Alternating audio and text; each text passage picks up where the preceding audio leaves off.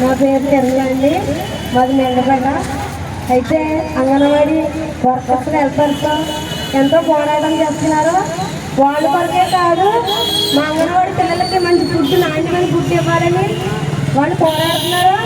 గుడ్లు అయితే మంచిగా రావట్లేదు, పప్పు మంచిగా రావట్లేదు, ఆయిల్ కూడా మంచిగా రావట్లేదు. కానీ చూసిన సమాజం మాత్రం వీళ్ళని ఒళ్ళు పలుతుంది అది ఇదని చాలా వ్యతిరేకంగా అంటున్నారండి.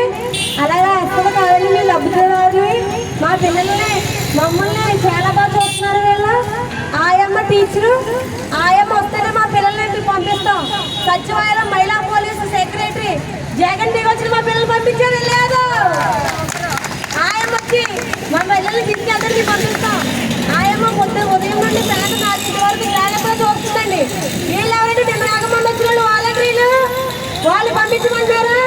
వాళ్ళు మేము ఎందుకు పంపిస్తాం? వాళ్ళగా మా పిల్లల్ని ఆయమ్మల టీచర్లే బాగా చూస్తున్నారు. వారి కోరికలు మంచివే, వాళ్ళు స్వార్థానికి కోరట్లేదు, అందరి కోసం కోరుతున్నారు. వాళ్ళు నిత్యావసర వస్తువులు తగ్గించమని, ధర తగ్గించమని అడుగుతున్నారు. మా పిల్లలు స్కూల్కి వెళ్తారండి, అంగన్వాడీ సెంటర్లో ఇంకా ఆయమ్మని బాగా చూసుకుంటారండి. పిల్లలందరూ బాగా చూసుకుంటారు. మాకు అన్ని స్టాక్ కట్స్ అన్ని టైంకి ఇస్తున్నారండి. సచివాలయం వాళ్ళు ఇప్పుడేమో వచ్చి మమ్మల్ని రమ్మంటున్నారండి.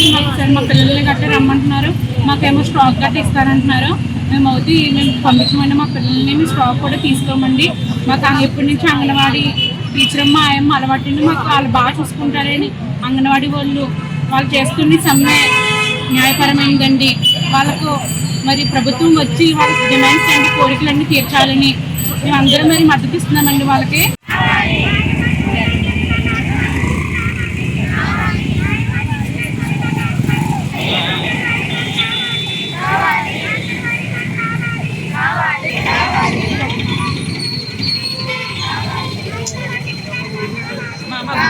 చూసాను కావాలి